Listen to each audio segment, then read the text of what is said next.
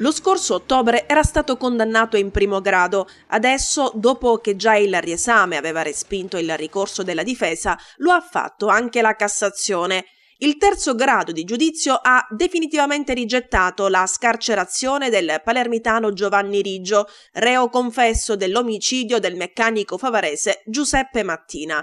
L'assassinio si consumò in un capannone sito nella zona industriale di Contrada San Benedetto. Era la notte tra il 5 e il 6 maggio del 2017, quando, secondo le ricostruzioni, 27 coltellate posero fine alla vita del 41enne Giuseppe Mattina.